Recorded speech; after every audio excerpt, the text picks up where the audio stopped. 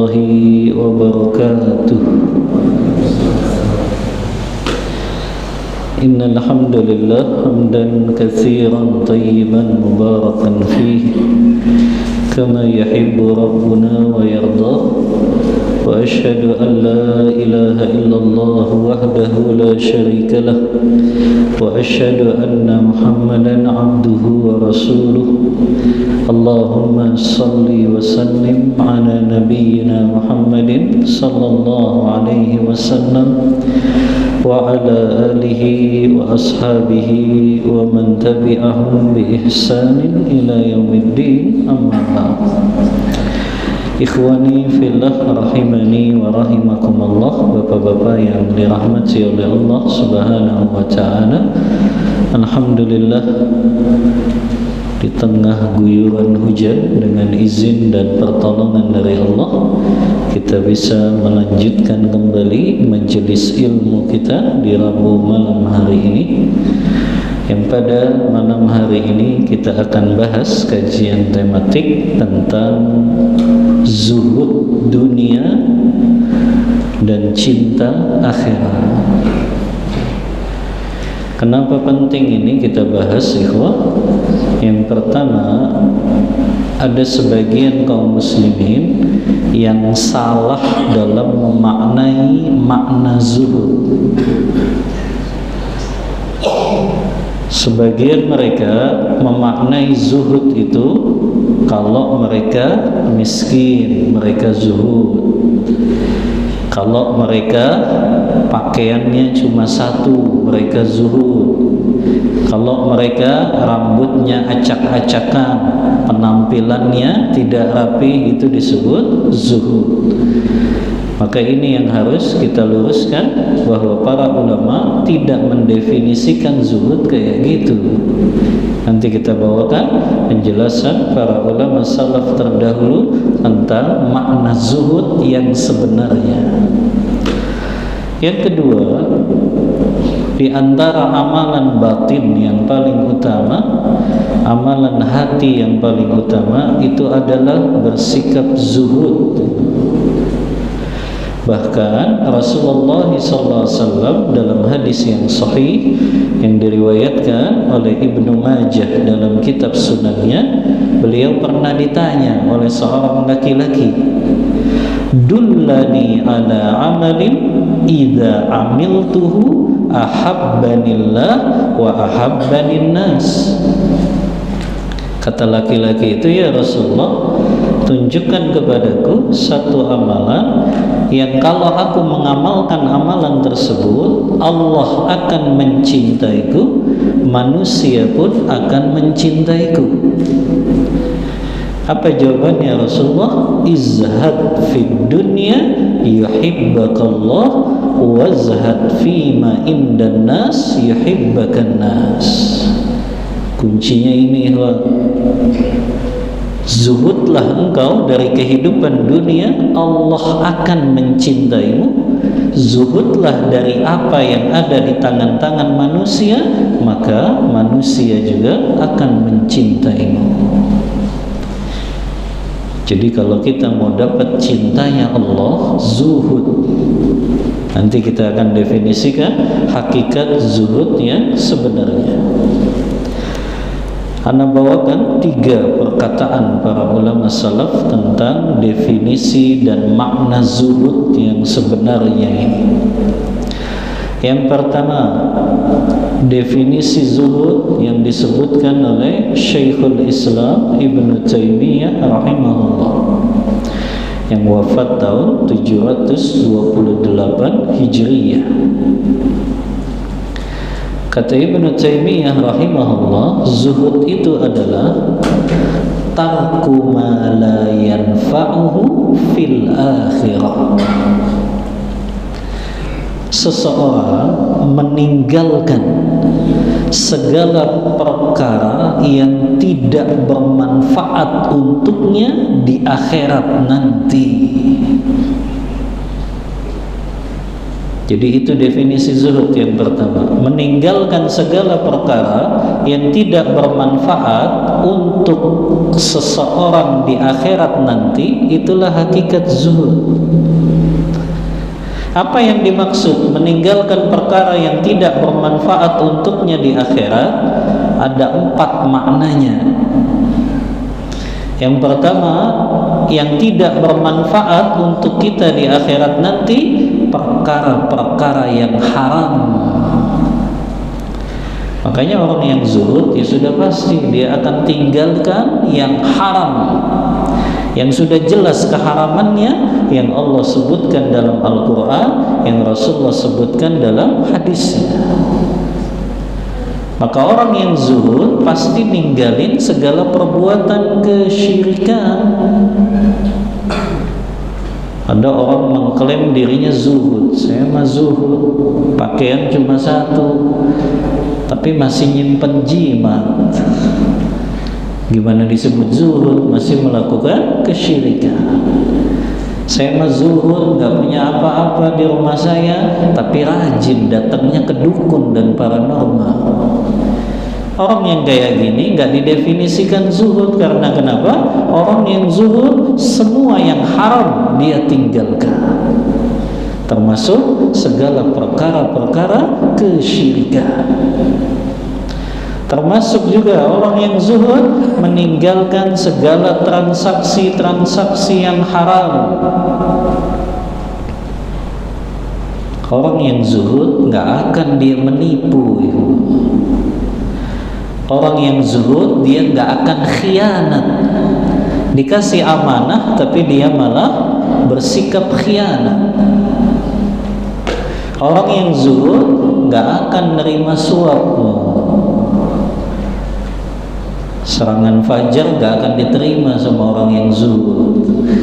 Ya, apapun pemberiannya. Karena kenapa? Dia tahu itu bagian dari suap. Orang yang zuhud mencukupkan dirinya dengan yang halal saja, dan dia tinggalkan segala transaksi yang haram. Nah ini nih orang zuhud ya. Jangankan ya, bukan sekedar dia rajin ibadahnya saja, tapi yang haram masih dijalankan. Dia ngambil hak orang lain, dia ngambil harta orang lain, dia ngambil harta yang haram. Itu termasuk tindakan-tindakan yang itu bukan merupakan sifat orang yang zuhud. Ya, orang yang zuhud mencukupkan dengan yang halal saja. Makanya doanya orang yang zuhud kan senantiasa, Allahumma kfini bihalalika an haramik. Ya Allah, cukupkan aku dengan yang halal, dan jangan Engkau jadikan aku menerima sesuatu yang haram.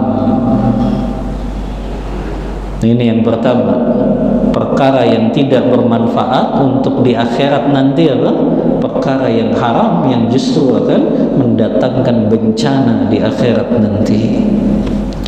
Yang kedua, meninggalkan perkara yang tidak bermanfaat untuk di akhirat nanti adalah meninggalkan perkara yang hukumnya makruh.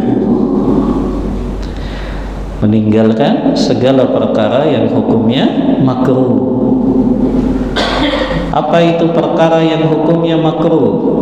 Disebutkan dalam hadis Bukhari dan Muslim, kata sahabat Abu Hurairah, anna Rasulullah sallallahu alaihi wasallam yakrahu an-nauma qabla al-isya wal haditha ba'daha. Rasulullah itu benci orang yang tidur sebelum sholat isya dan orang yang berbincang-bincang setelah sholat isya, kecuali perbincangan yang bermanfaat. Makanya ulama menghukuminya makruh, tidur sebelum apa? Sholat isya. Dan bincang-bincang setelah isya kecuali yang bermanfaat. Yang bermanfaat itu apa? Dijelaskan oleh Ibnu Hajar Al-Asqalani. Perbincangan yang dibolehkan setelah sholat isya itu perbincangan suami dengan istri. Bahkan itu bagian dari ilmu, kata Ibnu Hajar. Dan berpahala bincangnya suami dengan istri. Apalagi perbincangan yang di dalamnya ada kemaslahatan untuk kaum muslimin. Perbincangan yang di dalamnya ada kemaslahatan untuk kaum muslim. Maka itu saja yang dibolehkan perbincangan setelah isya. Adapun ngobrol ngalor ngidul, nggak jelas, yang di ngobrolin juga gibah lagi, apalagi itu ya. Kalau membicarakan sesuatu yang nggak bermanfaat saja sudah dihukumi makruh, apalagi pembicaraannya gibah, maka itu sudah jatuh kepada dosa besar. Apalagi yang hukumnya makruh, termasuk ini membicarakan urusan duniawi di masjid. Membicarakan urusan duniawi di masjid itu makruh hukumnya, perkara yang dibenci oleh Allah. Makanya Rasulullah melarang kita untuk mengumumkan barang yang hilang ketika berada di masjid. Maksudnya dilarang mengumumkan barang yang hilang di masjid itu. Orang itu barangnya hilang, kemudian dia pakai speaker diumumin, siapa yang menemukan barang saya yang hilang ini. Nah, itu dilarang oleh Rasulullah.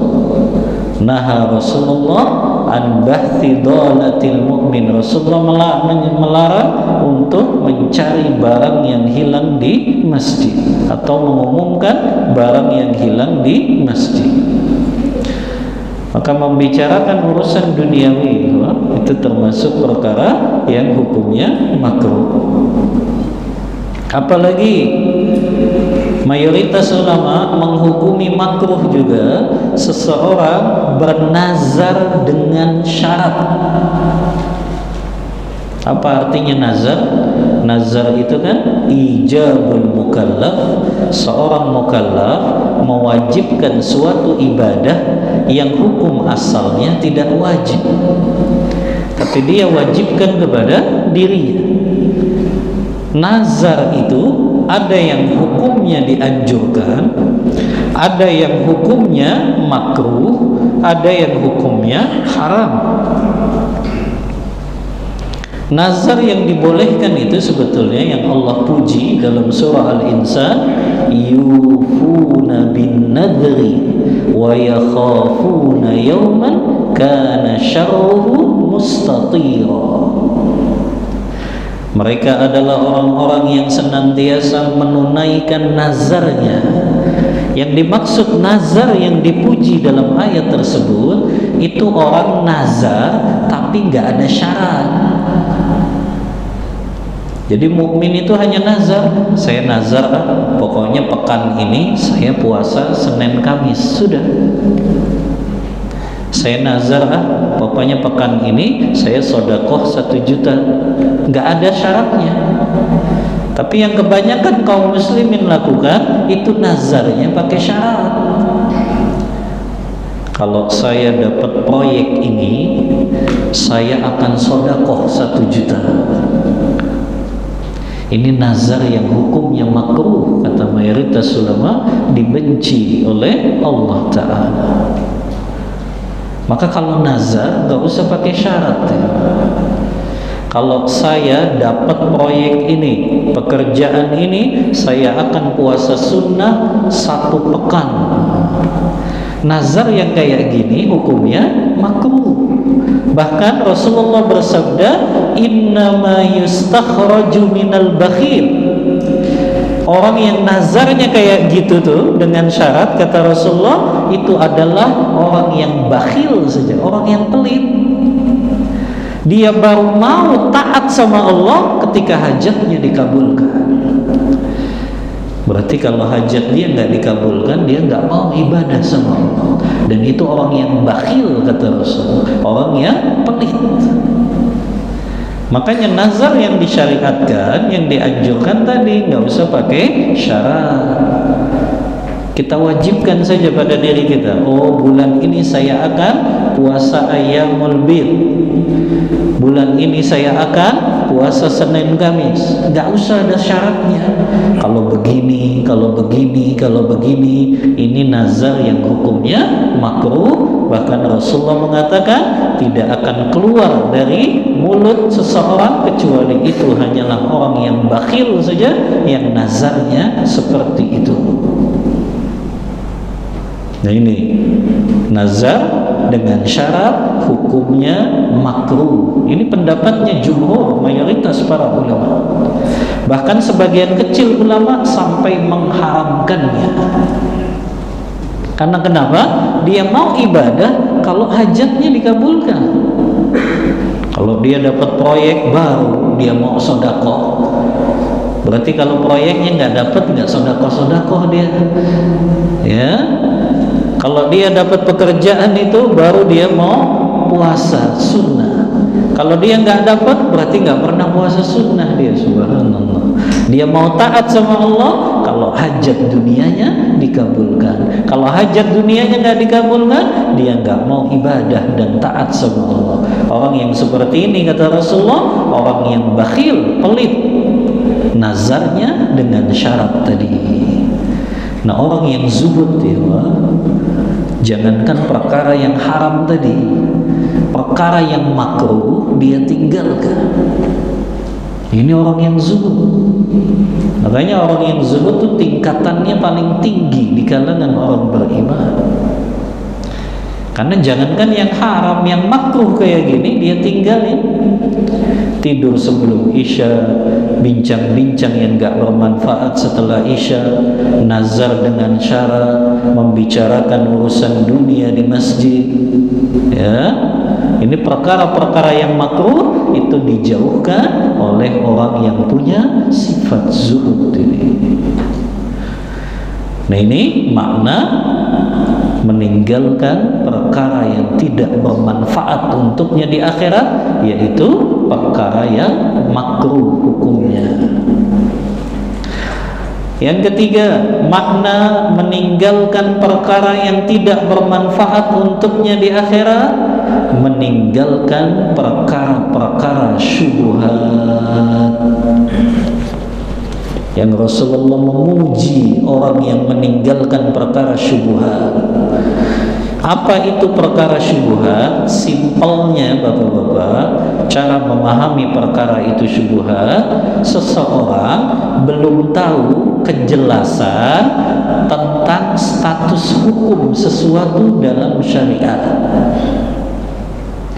Seseorang belum tahu kejelasan apa? Hukum tentang sesuatu dalam syariat. Contoh,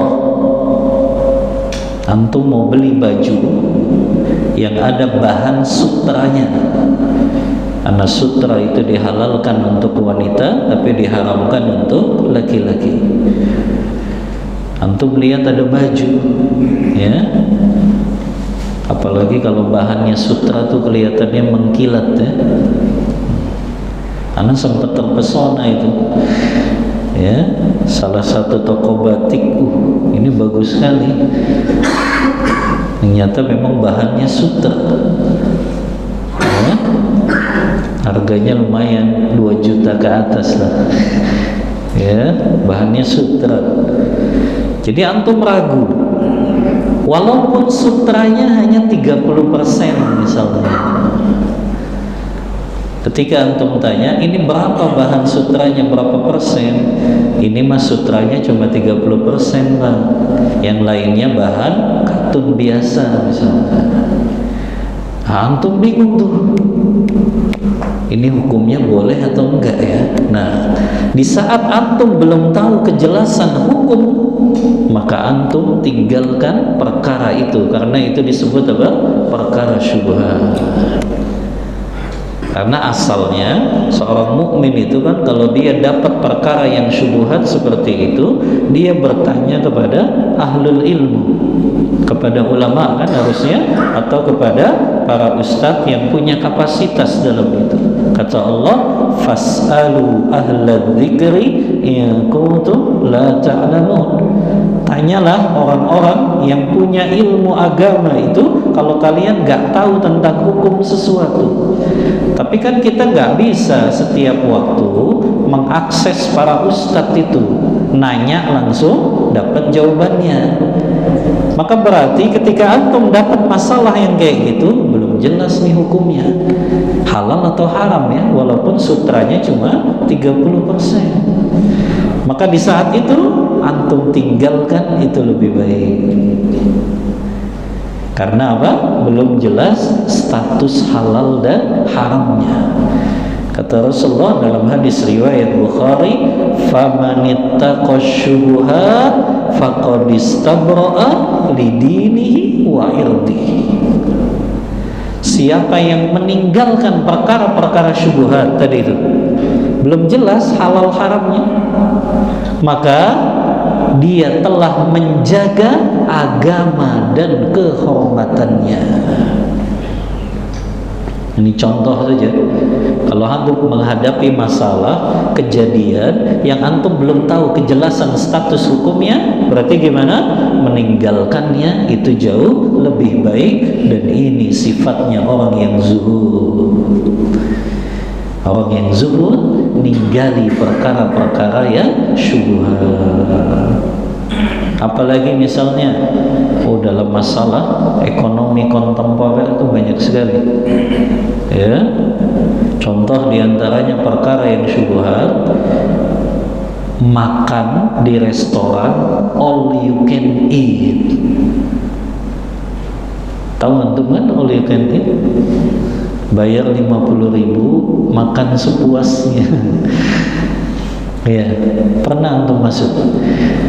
Enggak, alhamdulillah. Ana pernah lewat aja, cuma ana pikir masih syubhat ini. Karena memang ya ada yang berpendapat membolehkan, tapi ada yang berpendapat mengharamkan karena ada unsur apa? Ghararnya. Ketidakjelasan makan sepuasnya tuh apa ukurannya. Orang yang badannya gemuk mungkin beda puas dia dengan orang yang badannya kurus. Ya, menurut orang yang badannya gemuk ya dia puasnya kalau sudah 3 piring. Ya, tapi orang yang kurus mungkin dia sudah puas walaupun cuma 1 piring saja. Makanya ada unsur apa? Gharar. Dan Abu Hurairah mengatakan dalam hadis riwayat Muslim, naha Rasulullah sallallahu alaihi wasallam an bai'il gharar. Rasulullah melarang jual beli yang di dalamnya ada unsur gharar, ketidakjelasannya. Ini perkaranya syubhat, belum jelas halal atau haram ya. Kalau gitu saya nggak mampir dulu deh sampai saya tahu kejelasan hukumnya. Nah ini perkara yang tidak bermanfaat, diantaranya perkara-perkara yang syubhat ya. Yang keempat, yang dimaksud dengan meninggalkan perkara yang tidak bermanfaat untuk akhirat kita nanti, meninggalkan perkara yang mubah tapi berlebihan. Meninggalkan perkara yang mubah tapi berlebihan. Bahkan kata Al-Imam Ibnul Jauzi rahimahullahu ta'ala dalam kitab beliau Talbisul Iblis, cara iblis, cara syaitan menggelincirkan seseorang dalam perkara maksiat, diantaranya mereka akan menggoda manusia untuk melakukan perkara-perkara mubah tapi berlebihan. Paham nggak tuh? Perkaranya mubah tapi dia lakukan apa? Berlebihan. Contoh, walaupun ini sifatnya subjektif, orang punya mobil 2, itu bisa dikatakan dia berlebihan dalam hal mubah. Tapi ada orang punya 10 mobil, tapi dia disebut enggak berlebihan dalam hal mubah. Paham nggak itu maksudnya? Orang punya 2 mobil dianggap berlebihan dalam hal mubah. Kenapa? Oh, dia masih jomblo, nggak punya istri, nggak punya anak, bapak ibunya sudah meninggal, ya. Lalu untuk apa mobilnya 2? Ya, karena kenapa? Kebutuhan dia ya hanya 1 saja sebetulnya. Oh, masih jomblo, masih 17 tahun lagi. Ya. Nah, ini bisa dikatakan mubah tapi berlebihan. Tapi ada orang punya 10 mobil, dia nggak dikatakan berlebihan. Karena kenapa? Sesuai dengan kebutuhan dia.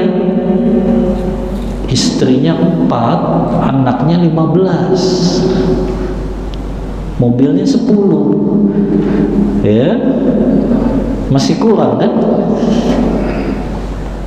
Berlebihan kan? Istrinya 4, anaknya 15, mobilnya 10, masih kurang nggak? Kurang, ya. Makanya nggak disebut apa?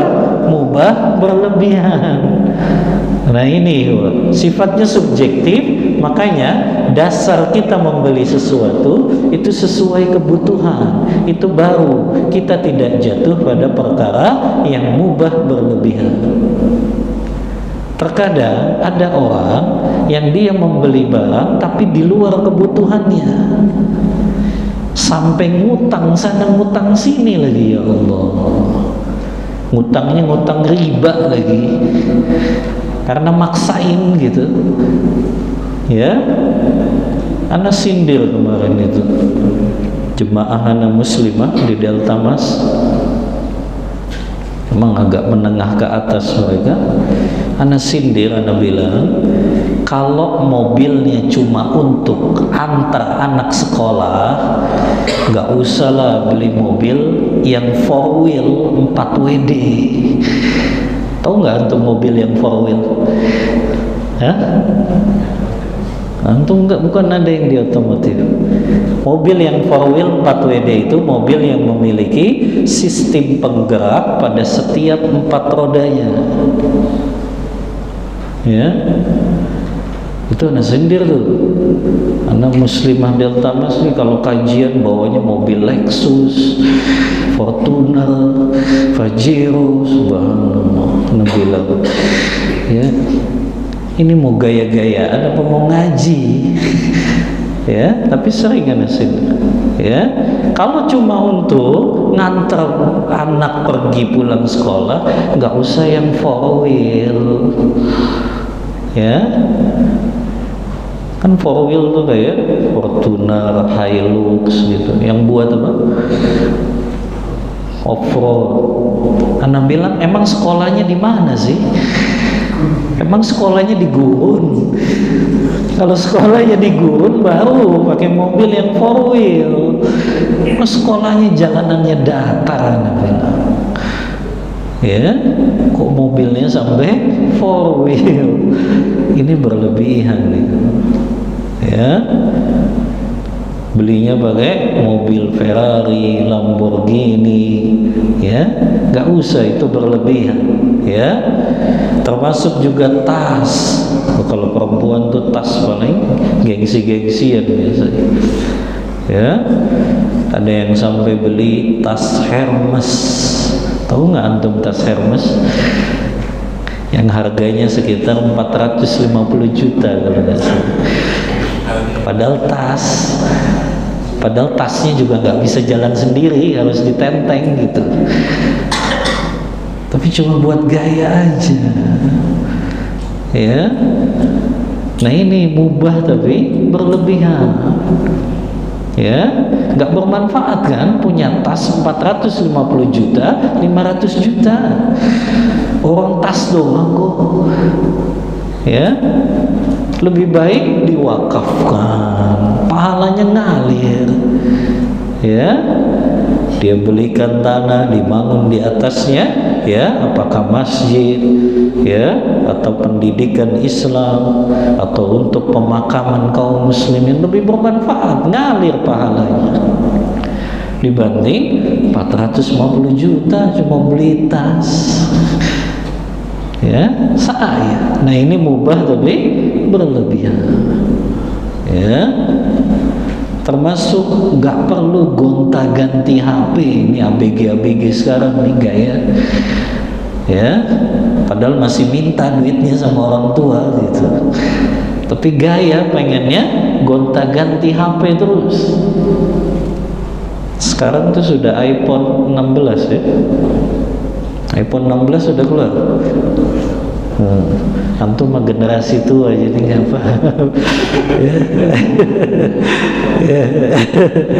Kalau nggak salah iPhone 15 atau iPhone 16 ya. Ya. Ya, itu subhanallah ya. Kalau kita lihat itu, kalau sudah launching produknya pertama kali, ngantri, ya Allah, ngantri cuma buat dapetin iPhone yang fiturnya tuh nggak jauh beda padahal, ya. Anda lihat nggak ada jauh bedanya, ya, dari iPhone 12 ke iPhone 13, iPhone 13 ke 14, nggak ada jauh beda fiturnya. Tapi orang pengen ngikutin apa? Tren saja, ya. Nah, ini mubah berlebihan, apalagi dia cuma pakai HP-nya bermazhab cuma untuk WA, SMS, telepon, sama pakai wifi gratis. Tapi pengen HP-nya ya speknya tinggi gitu loh, ya Allah. Di luar kebutuhannya, orang paling pakainya untuk apa? WA, nelpon, SMS, ya, sama nyarinya wifi gratis lagi, ya Allah. Tapi kok HP-nya harus speknya tinggi gitu. Nah, ini nggak bermanfaat, ya, nggak bermanfaat maksudnya di akhirat nanti, kecuali antum memang salah satu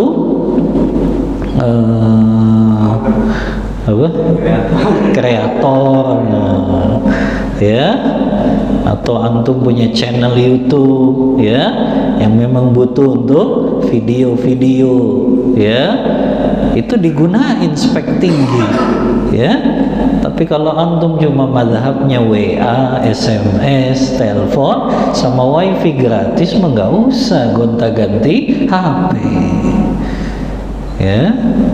Nah, ini perkara yang dia mubah tapi berlebihan, termasuk dalam masalah bermain, makan, ya, itu bisa jatuh dalam sikap berlebihan.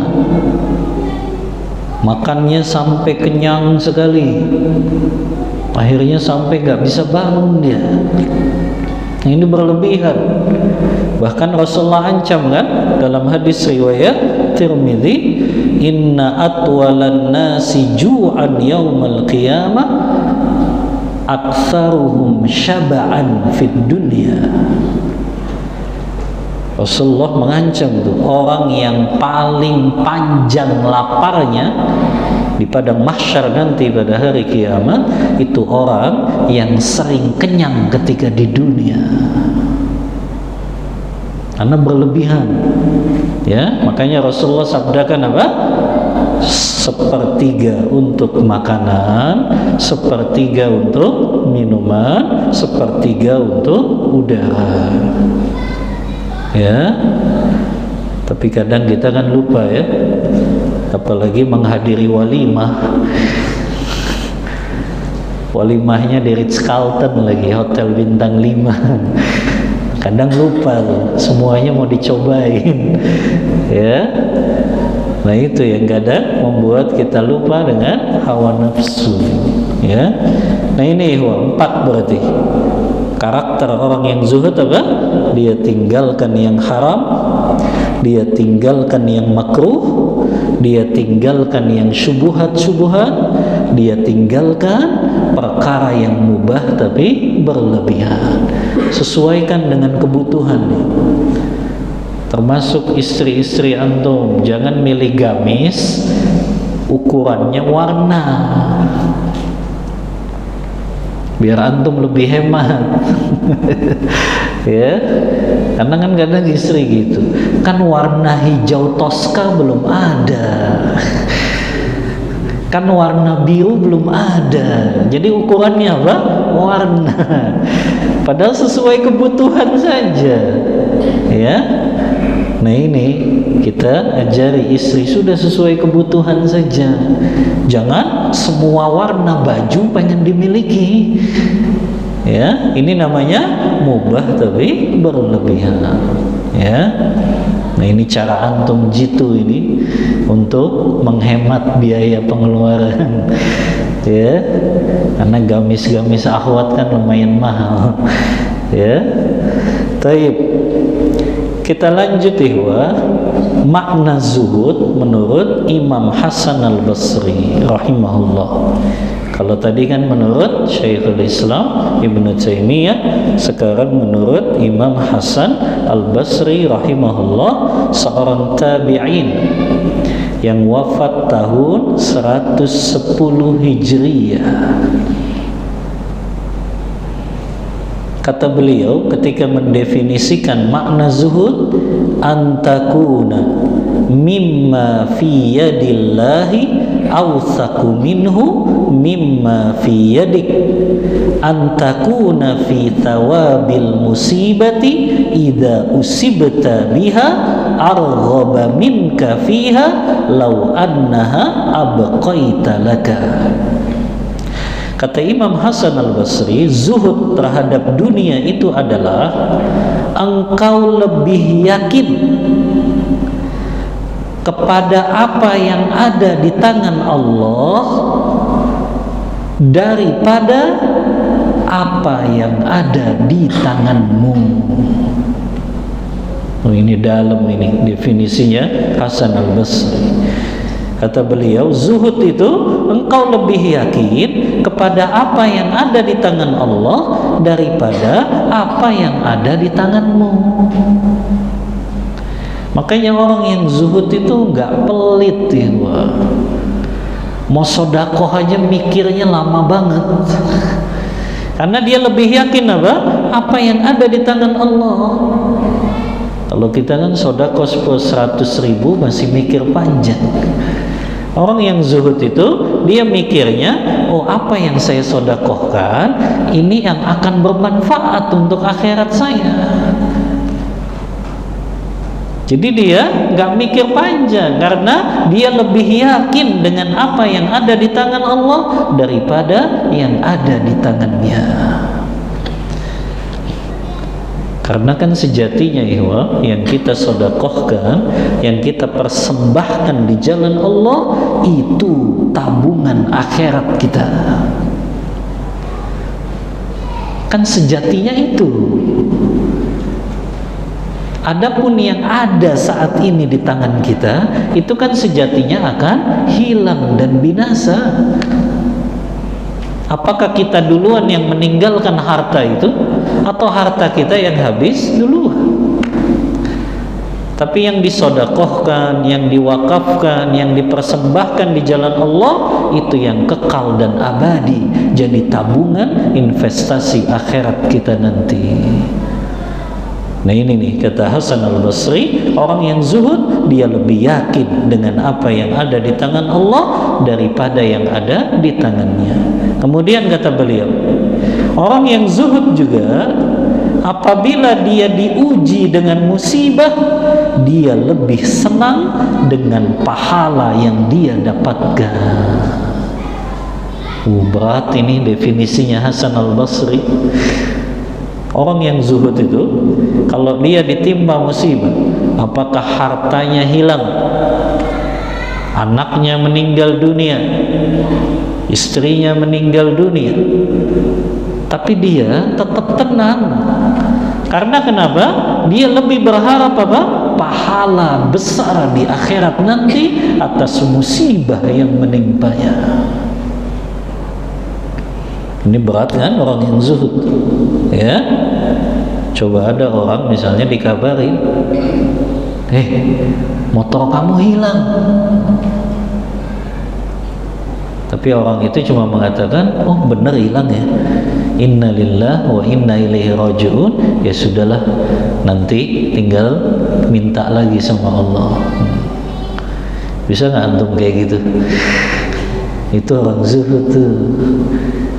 Dia tuh nggak merasa sesuatu yang hilang dari dunianya, dia nggak sedih. Oh, itu orang sudah sampai tingkat zuhud luar biasa. Makanya berat, ya. Orang yang zuhud, kata Imam Hasan Al-Basri, ketika ditimpa musibah, dia lebih senang dengan pahala yang dia dapatkan dari musibah yang menimpanya. Oh, ini kan jarang, ya. Makanya orang yang zuhud itu tingkatannya tinggi sekali di sisi Allah, karena dia nggak sedih dengan bagian dunianya yang hilang. Makanya Rasulullah kan seperti itu karakternya. Kalau ada bagian dunia beliau yang hilang, beliau tuh nggak terlalu sedih berlebihan. Antum bayangin coba, Rasulullah punya anak 7 kan? Ya, punya anak berapa? 7. 3 laki-laki, 4 perempuan. Semuanya diwafatkan oleh Allah sampai yang tersisa 1 saja kan, sampai beliau meninggal, Fatimah saja. Tapi beliau nggak sedih berlebihan. Oh, ini orang yang zuhud, ya. Kadang ada orang ditinggal wafat anaknya 1, sedihnya sudah luar biasa, sampai dia nggak ridho lagi dengan ketetapan Allah. Tapi orang yang zuhud ditimpa musibah, dia lebih bahagia dengan apa? Pahala yang besar, pahala yang besar yang menantinya di akhirat. Jadi orang yang zuhud itu dimensinya selalu akhirat itu. Dimensinya itu selalu akhirat. Setiap kejadian yang dia alami, peristiwa yang menimpanya, musibah yang menimpanya, dilihatnya bukan dunia. Kalau dunia ya dia akan sedih, karena kenapa? Oh, hilang. Kadang ada orang duit 1000 hilang aja, subhanallah. Ya, coba nggak hilang ya Allah. Padahal cuma 1000 perak, ya.